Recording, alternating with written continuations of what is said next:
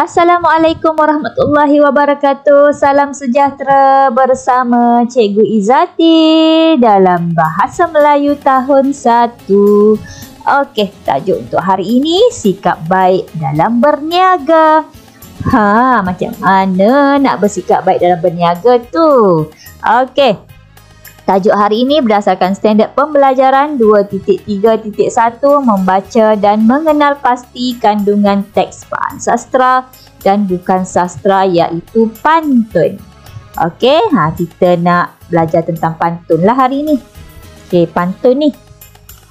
Okey, tentang pantun. Kita nak belajar tentang pantun, kita nak memahami pantun, nak baca pantun, lepas tu kita nak menyatakan maksud pantun. Okey, manakala objektif pembelajaran, inilah maknanya di akhir pengajaran nanti kamu akan dapat baca pantun dengan intonasi dan suara yang betul, suara dan intonasi yang betul, faham pantun dan menyatakan maksud kandungan pantun. Okey, inilah dia merupakan halaman yang kita akan belajar pada hari inilah, halaman 144 yang mana kita akan belajar membaca, faham dan menyatakan maksud pantun dalam pantun 4 kerat. Masih ingat lagi pantun 4 kerat? Pantun 4 kerat bila sebut 4 kerat saja mestilah mempunyai berapa baris? Ya, ada 4 baris. Tak nampak pula ya. Okey, ada berapa baris? 4 baris. Okey. Okey, kita pergi pada yang seterusnya. Baiklah. Okey, kita nak ingat balik semula lah. Jadi nak ingatkan balik kamu semula tentang pantun 4 kerat. Bila pantun 4 kerat, dia mesti ada berapa baris pantun? 1, 2, 3, 4. Ada 4 baris. Okey. Jadi, untuk kamu contoh melengkapkan pantun, ada sifir dia kan? Masih ingat lagi tak sifirnya? Baris pertama, hujung bunyi suku kata dia mesti sama dengan baris yang ketiga. Untuk baris yang kedua, mesti sama baris yang keempat. Apa yang sama? Suku kata, bunyi dia. Okey, bunyi suku kata. Okey, itu kalau nak kena lengkapkan pantun yang tak lengkap. Jadi, untuk hari ini nak menyatakan maksud pantun. Ini pun kamu dah belajar sebelum ni. Jadi bila nak menyatakan maksud pantun, Cikgu Zati tukar warna pula lah. Cikgu Zati tukar warna ungu. Okey, bila nak menyatakan maksud pantun, sifir dia lain dah lah. Okey, baris 1 dan baris 2 merupakan pembayang pantun tu lah, pembayang. Jadi baris pertama dan baris kedua yang warna hitam ni merupakan pembayang kepada pantun tu. Mukaddimah lah orang kata. Jadi macam mana maksud pula? Okey, maksud baris yang kedua dengan baris yang keempat merupakan maksud pantun. Jadi nak cari maksud pantun, cari dalam baris yang ketiga dan juga baris yang keempat. Jadi yang warna merah tu lah. Yang warna merah ni. Kita cari maksud apa maksud kita. Kalau kita rajin belajar, ilmu berguna banyak didapat. Jadi maksudnya kita kena rajin belajar lah supaya kita akan dapat banyak ilmu. Macam tu. Boleh faham? Okey, kita pergi kepada pantun yang pertama. Pantun yang pertama telah diberi kepada kamu maksud pantun tersebut. Jadi kita baca pantun dulu. Mencari unggas di hutan Meru, penuh berliku jalan dilihat. Aimi bertugas membantu guru di kedai buku sewaktu rehat. Kita hanya fokus kepada yang berwarna merah ni sahaja. Okey, yang warna merah ni saja. Jangan buang masa cari benda lain, cari yang merah ni saja. Dia kata Aimi bertugas membantu guru di kedai buku waktu rehat. Jadi, apa maksudnya? Jadi maksudnya Aimi dia bantu cikgu, bantu guru bantu guru buat apa? Bantu guru menjual buku, di kedai buku pada waktu rehat. Jadi itulah maksudnya. Aimi membantu guru di kedai buku pada waktu rehat. Boleh? Okey, pergi pada pantun yang seterusnya. Okey, pantun yang seterusnya. Hidup rukun serta bersatu, sifat bangga usah dilentur. Aimi tekun sepanjang waktu, kedai dijaga, kemas teratur. Jadi kita hanya fokus cari maksud Aimi tekun sepanjang waktu, kedai dijaga, kemas teratur ni saja. Jadi maksudnya di sini kita nak nyatakan Aimi ni seorang yang bil tekun tu rajin lah kan. Seorang yang rajin, dia jaga kedai, dia kemas kedai buku tersebut. Jadi maksud dia kita boleh buat macam ni. Aimi rajin menjaga dan mengemas kedai buku. Okey, seterusnya yang ketiga. Pantun yang ketiga.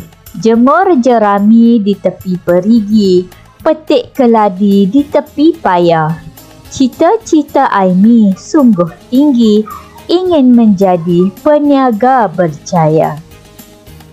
Okey, jadi kita ambil maksud pantun sajalah baris ketiga dan keempat ni yang warna merah ni. Cita-cita Aimi sungguh tinggi, ingin menjadi peniaga berjaya. Jadi maksud pantun tu, Aimi hendak menjadi peniaga yang berjaya. Mudah sangat kan? Mudah je sebenarnya. Okey, seterusnya jom buat latihan modul aktiviti halaman 72. Okey, tentereng. Inilah dia halaman 72. Latihan buku aktiviti jilid 2 yang perlu kamu selesaikan. Okey. Baiklah, sebelum itu perlu ditulis hari dan tarikh dululah. Okey, jangan lupa hari dan tarikh. Lepas tu bacalah arahan soalan, lengkapkan pantun, kemudian lafazkan. Okey, ini nak kena lengkapkan. Okey, lengkapkan pantun tersebut. Baiklah, dia dah bagi berniaga itu tidaklah mudah. Perhatikan kepada ni. Okey, Okey, untung rugi perkara biasa, sa. Okey. Dah sa. Supaya diri tidak ditipu, pu. Panduan peniaga untuk berjaya. Okey, jom kita tengok pantun yang pertama. Terang cahaya sinar suria, bunga kebangsaan bunga raya. Rajin usaha tidak sia-sia. Tempat kosong. Jadi nak ambil yang mana? Ingat lagi tak Sifir? Baris pertama mesti sama dengan baris ketiga. Baris kedua mesti sama dengan baris yang keempat. Jadi tempat kosong ni baris yang keempat. Bila baris keempat sama dengan baris yang kedua yang ni kan? Ya. Suku kata yang hujungnya bunyi ya. Jadi kita kena cari mana ya jawapan yang bunyi ya. Yang ni ke, yang ni ke, yang ni ke. Yang ni lah kan. Panduan peniaga untuk berjaya. Okey, itu jawapannya. Okey, pantun yang kedua pula. Hari Sabtu hidang juadah, menu sihat jadilah pandai. Tempat kosong, mintalah nasihat sahabat handai. Jadi tempat kosong ni baris yang ketiga. Bila baris yang ketiga, mesti tengok suku kata yang akhirnya bunyi untuk baris yang pertama. Baris pertama bunyi apa? Bunyi Jadi cari mana yang dah buat kan, potong. Okey, mana yang ni kan. Jadi berniaga itu tidaklah mudah. Itu jawapannya. Okey, pantun yang ketiga. Ikan pari di dalam raga, dimasak kari ikan kerapu. Rajinlah cari ilmu berniaga, tempat kosong.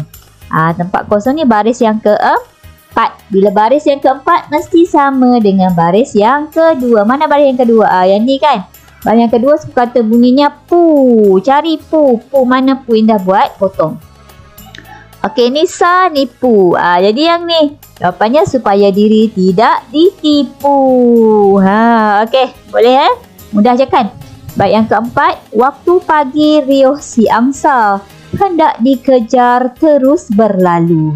Tempat kosong, teman ajar usaha selalu. Jadi ni baris yang ketiga. Bila baris yang ketiga mesti sama suku kata, bunyi suku kata untuk baris yang pertama. Mana baris yang pertama? Sa. Okey, sa, cari sa. Okey, yang ini. Untung rugi perkara biasa. Ya, itulah jawapan untuk latihan melengkapkan pantun. Kemudian lafazkanlah. Okey, nanti kamu lafazkan ya. Lafazkan semasa kamu melakukan salinan semula dalam buku kamu. Okey, seterusnya. Okey, jom kita santai-santai baca pantun yang Cikgu Zati sediakan ni lah. Okey, jom. Tenang-tenang air laut, sampan kolek mudik ke Tanjung. Hati terkenang, mulut menyebut, budi baik rasa nak junjung. Maksudnya apa? Maksudnya bila kita buat baik dengan seseorang, orang akan sentiasa menyebut kebaikan kita. Itu pantun yang pertama. Pantun yang kedua, contoh pantun yang kedua.